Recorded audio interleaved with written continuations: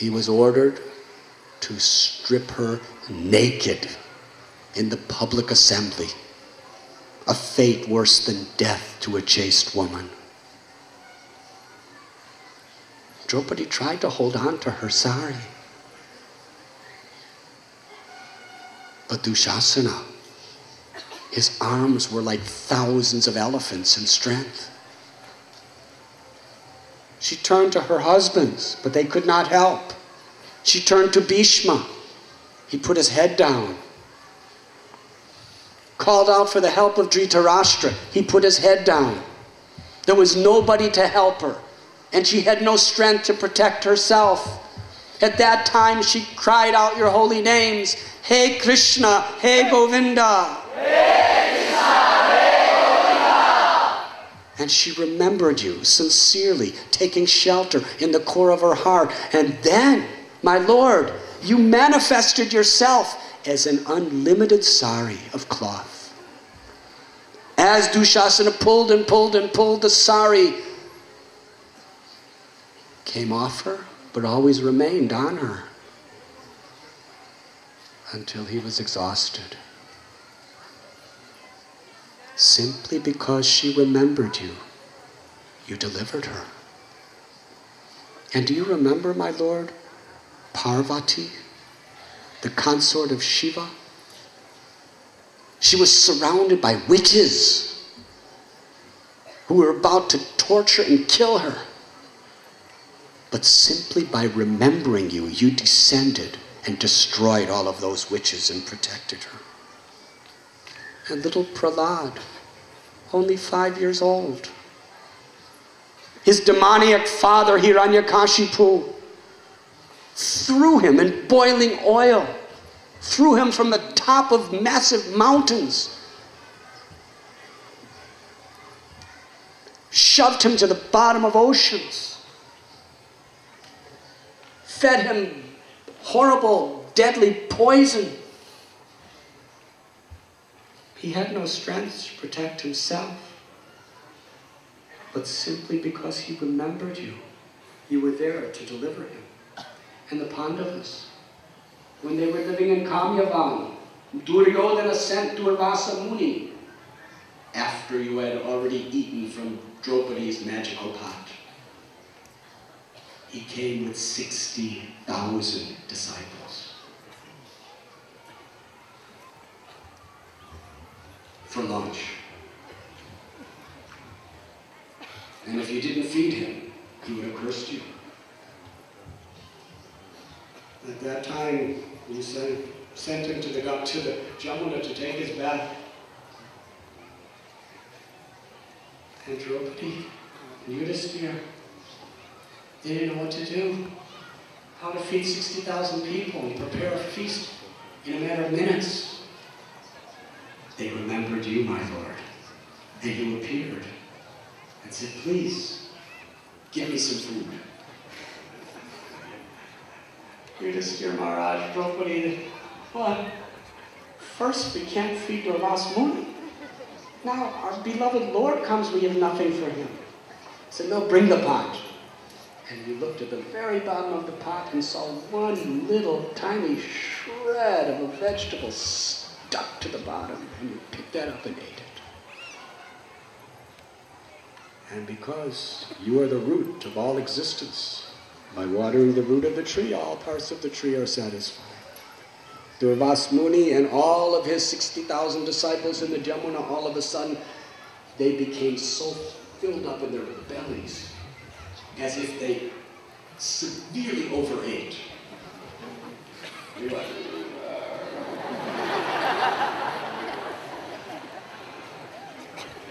And then you sent Bhima.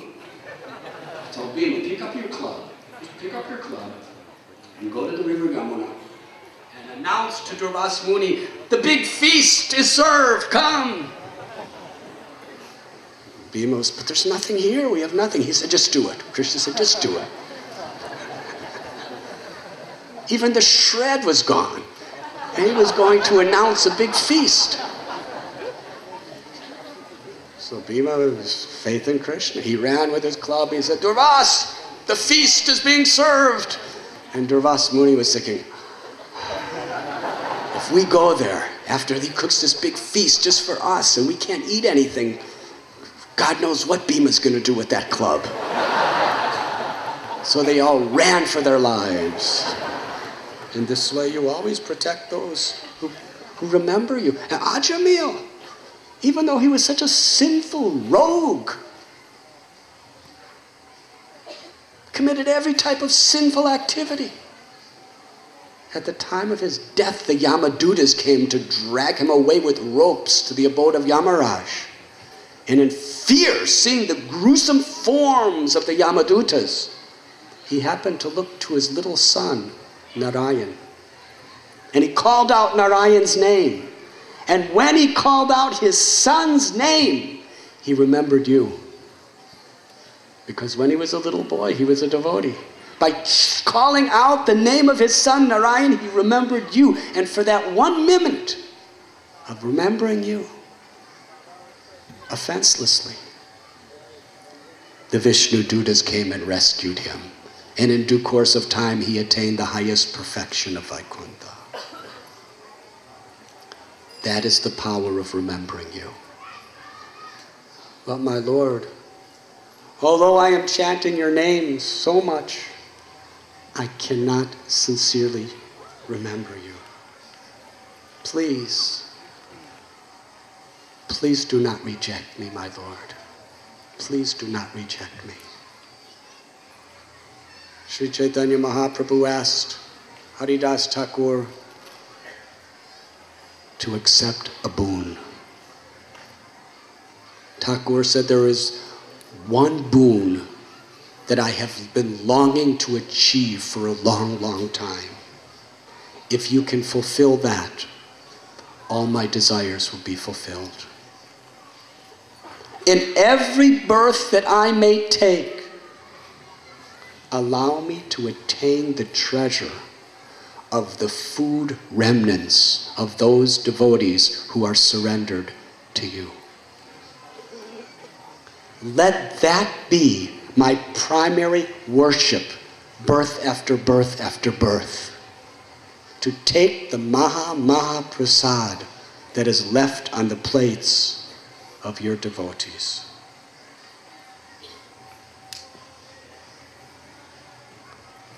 I am so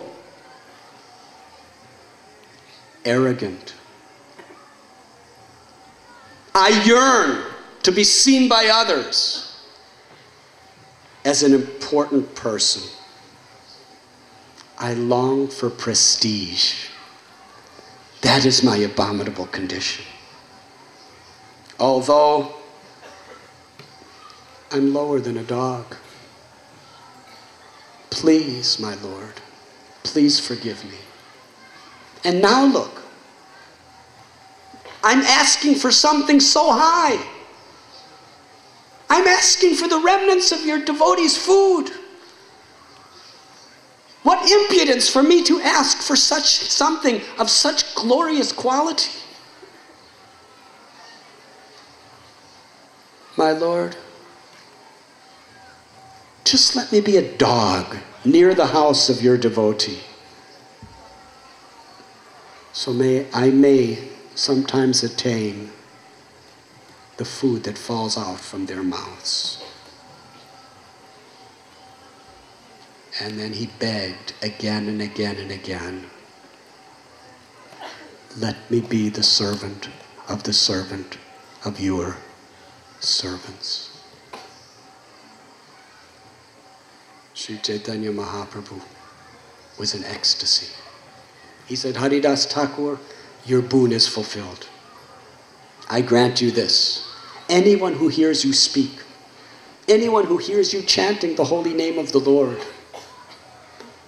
anyone who remembers you with sincere devotion, I will give myself to that person. Haridas Thakur, let me tell you this. All the wealth in all the universes, in all the cosmic manifestation is not equal in my heart, in value, to one of my devotees. who sincerely chants my holy names. Haridas Thakur, because of your devotion, you are my master. I am your servant. I will today tell you a secret. I am a prisoner in your heart. Those who worship me with love, I eternally become a prisoner in their hearts. And that is my greatest joy. Today I grant you this benediction.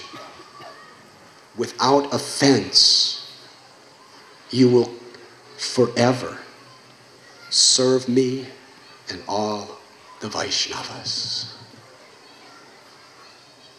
The devotees screamed out,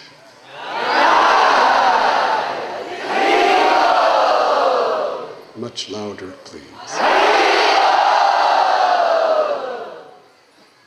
The Lord wanted to teach that it is not by high birth, it is not by material opulence, it is not by any material consideration that one receives the mercy of the Lord. It is only by the intense desire to have that. The intense desire for pure devotional service. Prahlad was born in a family of demons. Hanuman was born in a family that wasn't even human, monkeys. And Haridas Thakur was untouchable. The Lord wanted to show the world the glory of devotional service. Some devotees were praying for others. One devotee said, "My Lord, please grant me this benediction. My father is not favorable to Krishna consciousness, and he tries to keep me home. He doesn't allow me to come to Srivasangam and to Kirtan. Please make my father favorable and change his heart so that not only does he let me come, but he becomes a devotee too." The Lord said, "Yes, he will become a devotee." And then another person was praying, "Please fill my heart with genuine devotion to my guru." And some gurus were praying for their disciples, and people were praying for their children. Everyone was getting their desires fulfilled, except one person. The chief kirtan singer in the assembly of Vaishnavas, Mukunda Dutt. The Lord did not even look in his direction. He felt so much rejected. In an outer room, he was standing behind a curtain, weeping.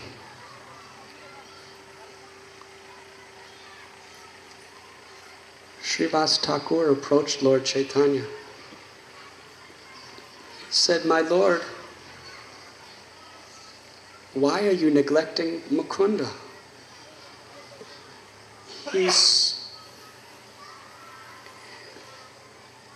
Whenever he sings kirtan, he melts everyone's hearts. Whenever he sings kirtans, he puts you in such transcendental pleasure. Why don't you call for him? If you don't, he won't be able to live. He's suffering." Lord Chaitanya became very angry. He said, "Never speak to me again about that wretched Mukunda." The devotees were shocked. He said, "Never plead for that ignorant fool again."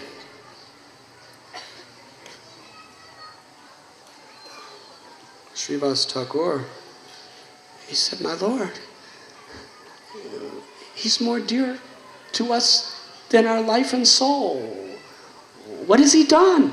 If he's made some offense, just tell him what the offense is. He'll atone for the offense. Please forgive him. But don't torture him in this way. What has he done, my Lord? The Lord said, you have heard the saying of a person who comes before you with a blade of grass in his mouth and then touches your feet with all humility and then at the next moment picks up an iron club and smashes you on the head. That is what Mukunda has done to me. What?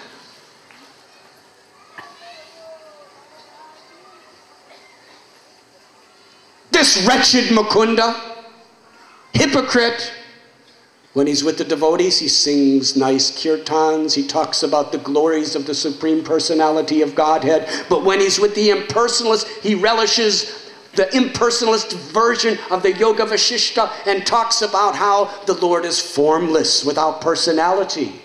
Whoever he goes with, he becomes just like them, just to satisfy them. Therefore, he comes to worship my form, and then he beats it with an iron club. I never want to see that wretch again. Don't show his face to me. Mukunda could hear every word. He was in agony. He was crying out loud, I will end my life. If this life is not pleasing to the Lord, I will end it. He called out to Srivas, said, Srivas, please, will there ever be a day when my Lord will want to show himself before me? Will I ever be able to see the Lord again? Srivas Thakur approached the Lord. Mukunda wants to know, will he ever see you again? Chaitanya Mahaprabhu, with a voice like thunder, he will only see me after 10 million births.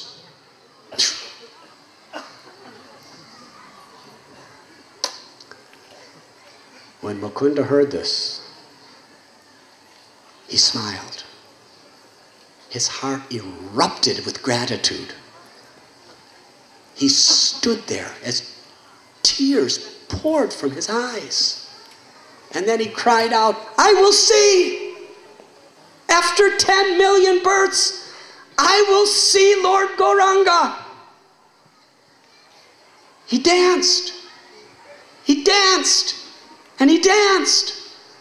When Sri Chaitanya Mahaprabhu saw his reaction to his words, how he was splashed with bliss. Lord Chaitanya told to the devotees, bring Mukunda to me now. Devotees ran to Mukunda. They said, Mukunda, the Lord wants you to see him now. But Mukunda Dat was in another world. He couldn't hear a word they were saying. He was still dancing, weeping, crying out, I will see, after 10 million births, I will see. Finally, the devotees had to pick him up and carry him and put him right before Lord Chaitanya. Lord Chaitanya said, Mukunda, I am conquered by your faith in my words. I promised you after 10 million births, and you had so much faith in those words, they brought you happiness. Because of your faith, I am a prisoner in your heart.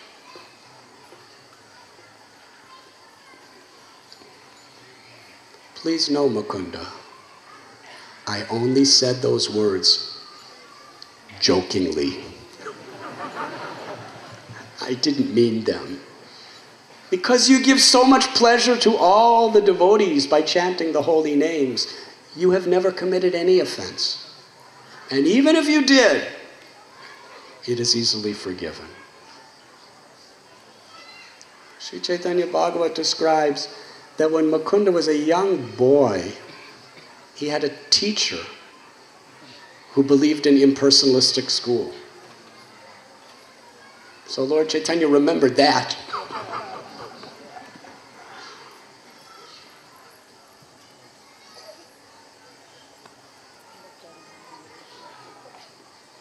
Just see the value that Mukunda Dat gave to the darshan of the Lord. That 10 million births was such a small price. Some of us, we're disturbed that why I'm not in ecstasy. Why I don't see Krishna. It's been 35 years I'm chanting Hare Krishna. 35 years. I've even followed the 4 regulative principles. Most of the time. And I've done so much service. Why? Why is it taking so long? Maybe it doesn't work. Maybe this process doesn't work. Sri Rupa Goswami tells us, surrender involves remaining enthusiastic under all circumstances, in pleasure or pain, health or disease, success or failure, honor or dishonor. Whatever the dualities may come upon us in this world, we should remain enthusiastic for our devotional service. Because Krishna doesn't accept simply the result of your work. He is bhavagrahi. He accepts the mood of devotion, the purpose, the aspiration in which we make our offerings. Prabhupada writes that. Krishna does not accept the thing that is offered, he accepts the purpose in which it is offered. And an expression of our surrender to serve the Lord is to remain enthusiastic under all circumstances. Enthusiastic to chant the holy names, to hear about Krishna, to serve the Vaishnavas, to worship the deity, to perform our services.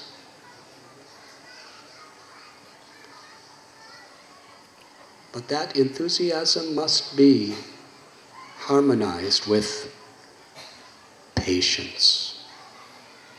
Symptom of surrender is patience.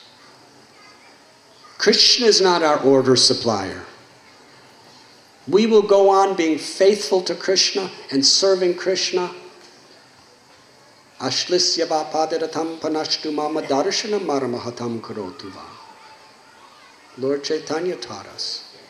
Whether Krishna embraces us, whether he tramples on us, or whether he makes us brokenhearted by not being present before us, we should aspire to be his servant, birth after birth after birth. We have faith in Krishna's word. Man manabhava mad bhakto madhyajim nam namaskuru mame vaishasi satyam te pratijani priyoshime. Krishna gives his promise. Always think of me. Become my devotee. Worship me and offer your homage unto me. I will reveal myself to you without fail.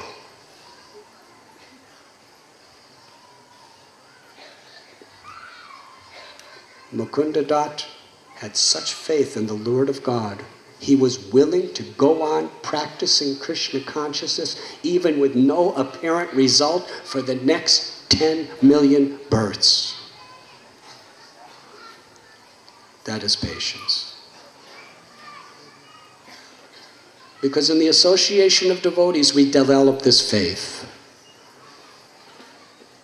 that when Krishna sees it is the right time, he will clean us of our lust and our envy and our pride, greed, anger, and illusion. We just have to practice sincerely the path of bhakti. with humility and enthusiasm and patience. We just remain loyal and chaste to our Guru Parampara. And we know 100% for sure everything will be revealed in Krishna's time. And he will put us through many, many situations to purify us. And one of the most difficult situations to purify us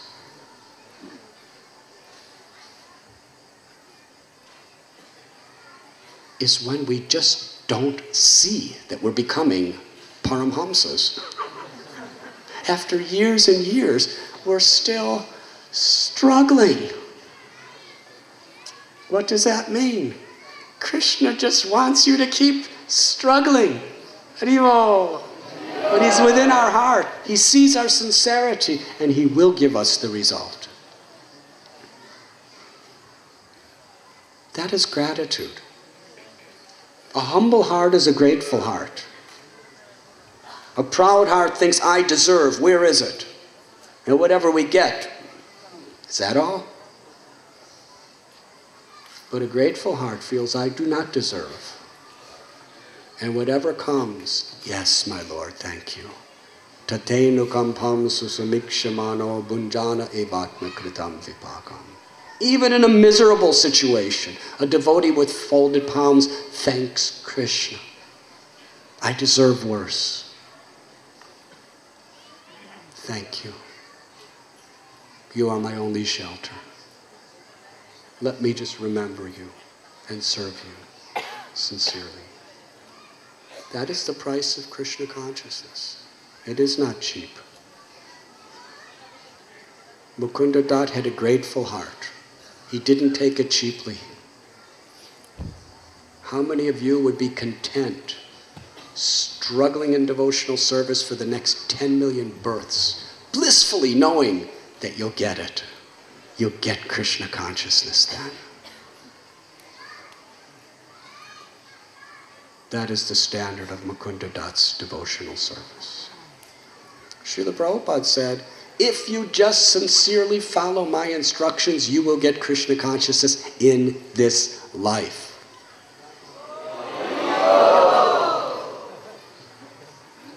But even a few years in this life seems too much for us. Srila Prabhupada has condensed it and made it so simple. Therefore, I am as useless as a pile of burnt ashes. But still, I feel bliss when I see you. How is that? Why? It is your causeless mercy. Duryodhana, he saw you.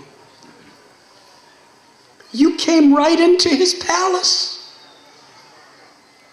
in your original form of Krishna. And he wanted to arrest you. He wasn't happy seeing you because you were on the side of the Pandavas. He wanted to arrest you and put you in prison. And when the soldiers came to arrest you, right before Duryodhana's eyes, you manifested Virat Rupa, the universal form. Yogis strive to see this Virat Rupa for millions of births, and they can hardly see it.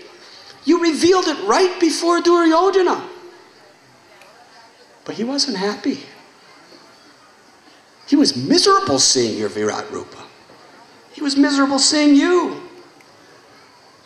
Because he had no devotion. And therefore he was vanquished. And those kings,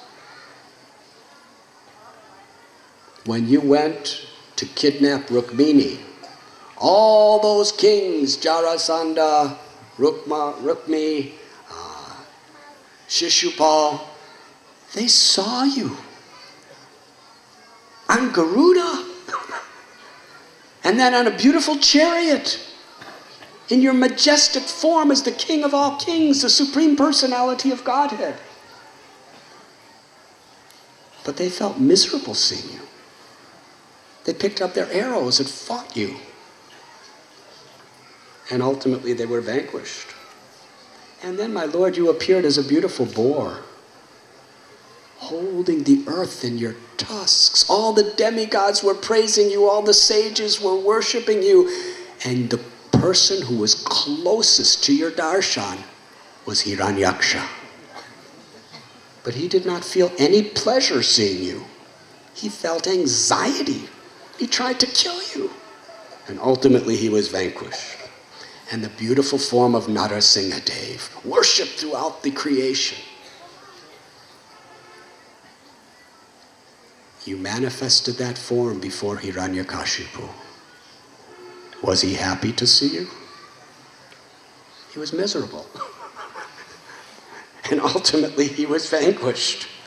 But all these great kings, these powerful leaders, these great scholars, they found no happiness in seeing you because they had no devotion. But Kubja, just a simple outcast, hunchback woman who was a maidservant of Kamsa, when she saw you, she was in bliss because she had a desire to serve you. The Yagyapatnis, the wives of the Brahmins, their husbands, they felt no happiness seeing your cowherd boys. They wanted not to come to see you, but the Brahmins' wives, they felt the highest ecstasy in seeing you because of their desire to selflessly serve you. And Sudama, the garland maker in Mathura, just by seeing you, he attained the ultimate fortune. You fulfilled his desires. You gave him the benediction that every desire that he has in this world will be fulfilled, and when he dies, he'll go back home, back to Godhead. Who would like a benediction like that? Why did you give him that benediction? He was not a qualified material person, but he had the simple desire to serve you. But Kamsa, he saw the same form, but he wasn't happy. He was envious. He was angry. He saw your form and hated you and wanted to kill you. And ultimately he was vanquished because he had no bhakti.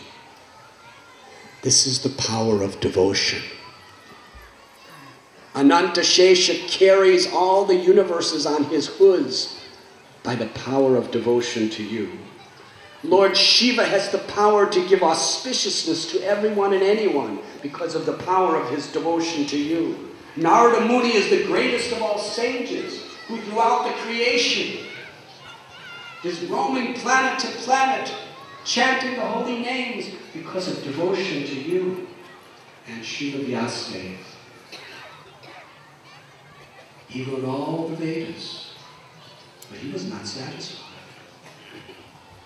until his guru Narada Muni told him to write the Srimad Bhagavatam to exclusively glorify the path of pure devotion. But Mukunda Dat said, my Lord, I am lower than a worm. I have no real devotion. How is it that I'm happy upon seeing you? That is your causeless mercy. Hearing Mukunda Datta speaking with such humility, from the sincere feelings of his heart, Lord Chaitanya wept tears. Lord Chaitanya called out, Mukunda Datta, whenever you sing, I will come and manifest myself within your heart. Whatever you said is true. That is the power of devotion. I am conquered by the love of my devotees, and I fill my devotee with joy because they give me so much joy. I will give you an example. That washerman in Mathura,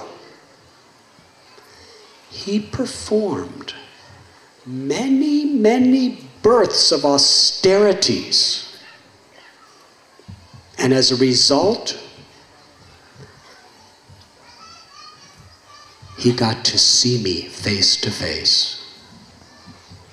But because he did not have a service attitude, due to his association with Kamsa, he felt no pleasure in seeing me. Rather, when I asked him for the clothes of Kamsa, he became angry on me. And ultimately, I had to deliver him another way.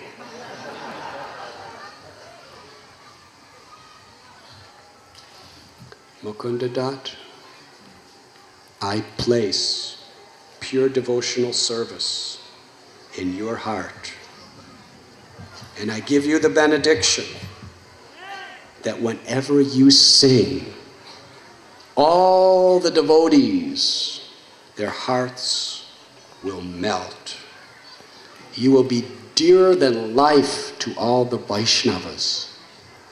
And anytime I incarnate, you will be with me, singing my glories.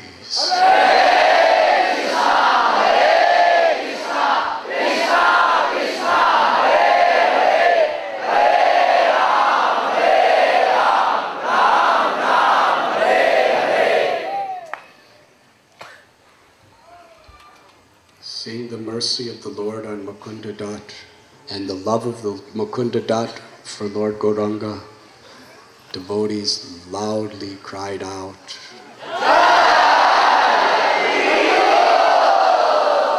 Hariva!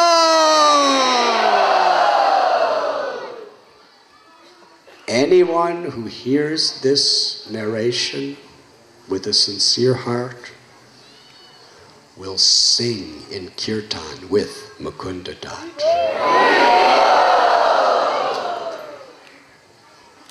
Anyone who feels happiness upon hearing this narration will see Lord Chaitanya Mahaprabhu face to face.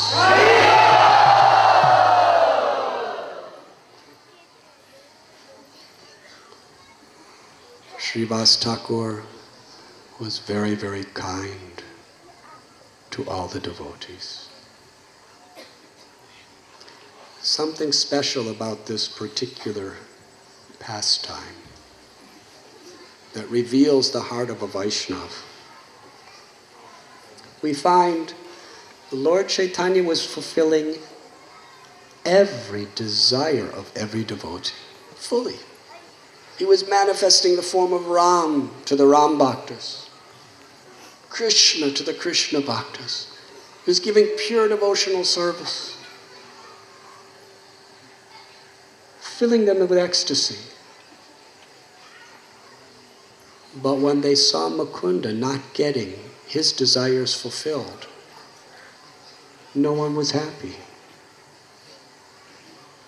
Srivas Thakur, Advaitacharya, Gadadhar Pandit, Gangadas Pandit, Kolavecha Sridhar, Murari Gupta, they were all weeping in pain to see the suffering of Mukunda Dat. This is the nature of a Vaishnava's heart. A devotee is even more concerned with someone else getting the mercy of the Lord than themselves. This is totally contrary to the materialistic way of consciousness. In material life, if somebody gets something better than us, we become envious. And even in spiritual circles, if we see somebody becoming empowered, or somebody getting blessed, or somebody getting special attention from the Lord, the Guru, or the Vaishnavas, we become envious. Why not me? But the test that we're actually making real progress in Krishna consciousness is when we feel pleasure and joy seeing others getting mercy.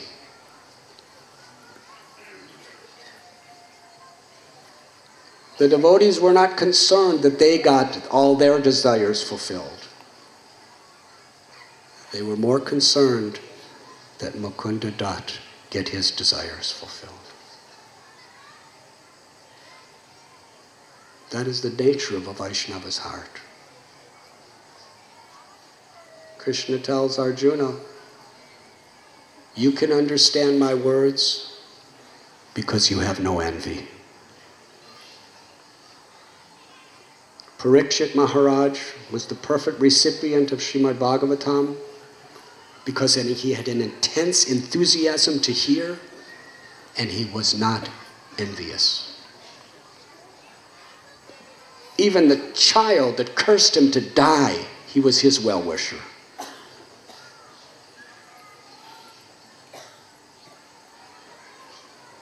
Envy is deep-seated within the heart of every conditioned soul. Even devotees, until we become very, very highly purified, we must see that envy as an enemy. We should not act according to the dictations of that envy. We should not speak it. But we should just do the opposite. If we feel envious of another Vaishnava, we should praise them. We should serve them, knowing that that will please Krishna. Srila Prabhupada explains that if we take pleasure in seeing another's good fortune, Krishna showers his mercy upon us.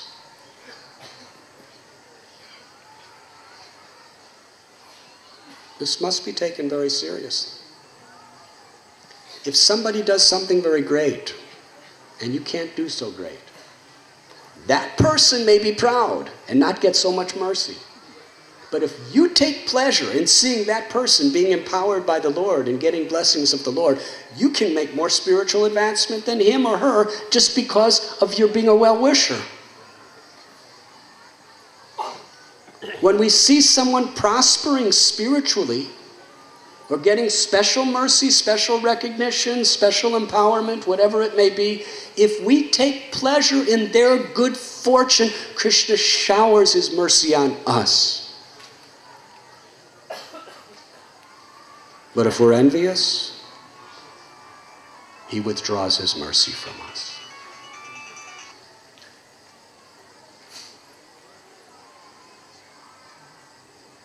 So whoever we are,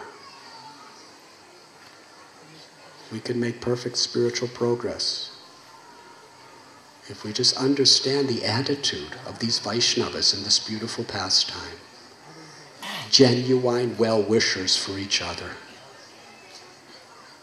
Willingness to make sacrifices for the welfare of each other.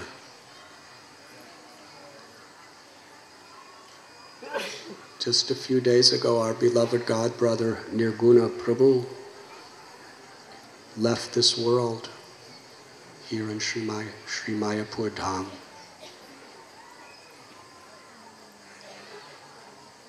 I was told by Janmastami Prabhu and others how many devotees were sacrificing so much of their life and energy to serve him, to chant kirtan for him, and most of them never even met him before he came in his last days. We were speaking the other day, our very dear godbrother Shyam Sundar Prabhu.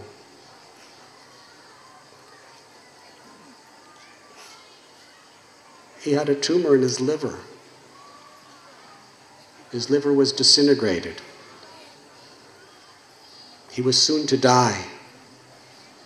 The only hope of saving his life was a liver transplant. Now, almost every liver transplant is somebody dies who's an organ donor, and if that dead person has the compatible liver to you, then they take out his liver, put it in ice, ship it on an airplane, and then they immediately have to do a surgery for you. But usually, you have to wait a year or two before such a liver is available. So most people die. But about 15 years ago, they created a living donor system where they cut you open and take out 2/3 of your liver and put it in the other person's body. Hare Krishna. It's not a minor surgery. It's very serious, very painful, and dangerous. No one except immediate relatives will even consider giving 2/3 of their liver to someone else. Shamsundar Prabhu has 2 daughters.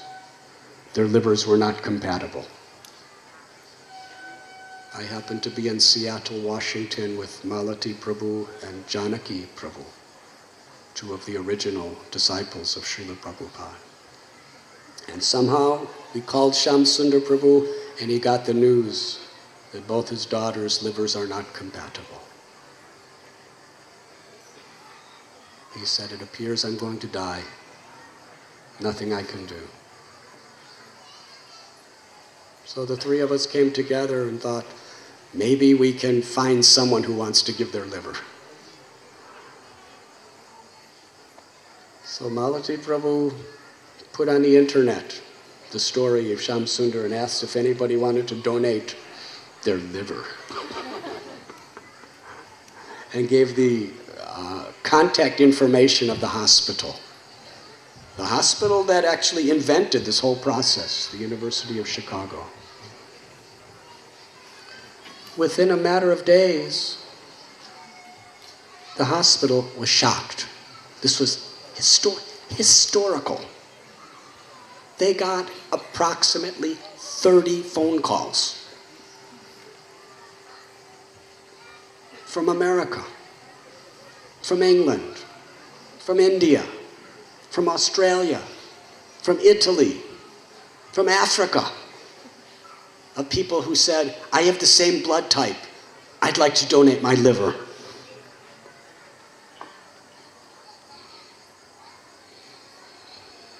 In history, this has never been seen.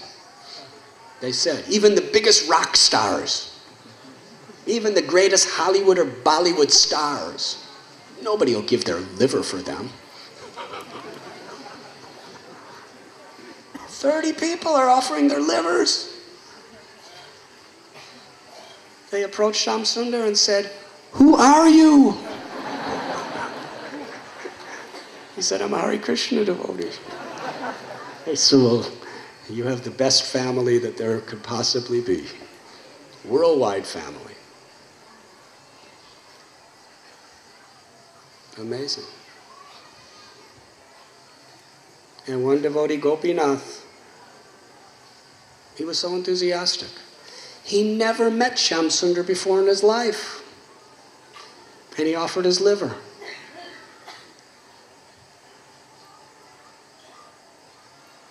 He's married with a wife and a 2-year-old son. He's from our Radha Gopinath temple in Bombay. He was living in America, New Vrindavan, doing some seva for about a year or 2.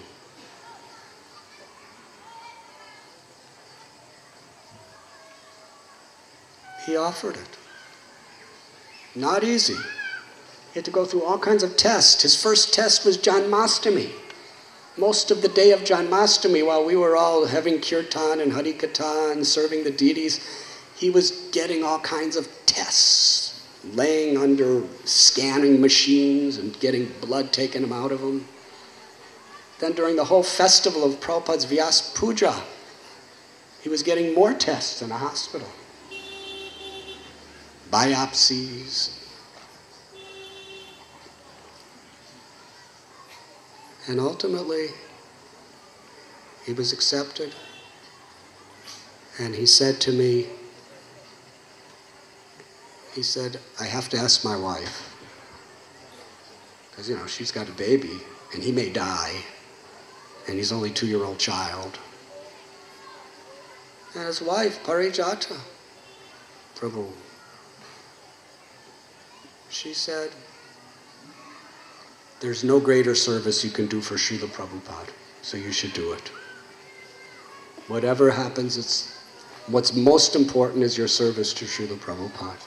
To serve someone so dear to Srila Prabhupada, that is the greatest fortune. Nothing could be more fortunate than this. I'm happy for you. She gave blessings. And when I thanked him, he said, no, I should thank all of you. I don't deserve this service. It's just a small thing I can do to show my love for Prabhupada, is by serving his servants. They both went through an 11-hour surgery. Hare Krishna. Yes, devotees extended themselves for Nirguna Prabhu. Devotees extended themselves for Shamsundar Prabhu. This is what bhakti is about. Extending ourselves to inspire, enliven, and facilitate other devotees to make spiritual progress. And to the degree our happiness is found in how we give of ourselves for the sake of other Vaishnavas and for the upliftment of the conditioned souls, to that same extent, we will be empowered by divine grace. That was Srila Prabhupada's example. He prayed that every one of his disciples be better than him. Of course, that's not possible, but that was his prayer.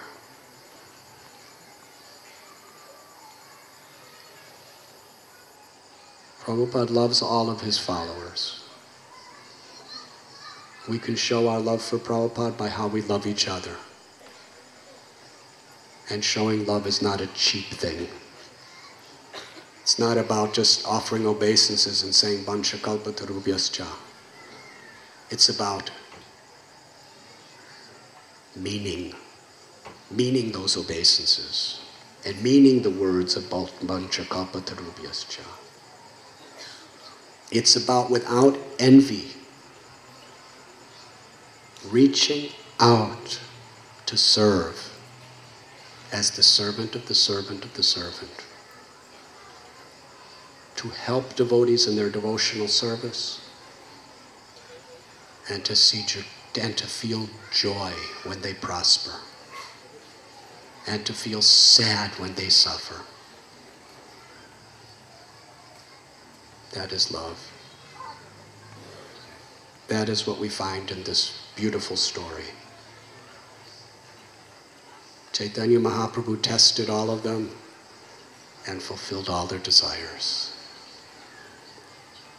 Mukunda Dutt, Haridas Thakur, Murari Gupta, Kulavechha Sridhar, and all the Vaishnavas were blessed during this 21-hour ecstatic pastime of Sri Chaitanya Mahaprabhu. And how did they celebrate? By enlivening each other through the highest form of Vaishnav Seva. Connecting our hearts during Nam Sankirtan as we enthuse and enliven each other to chant the holy name.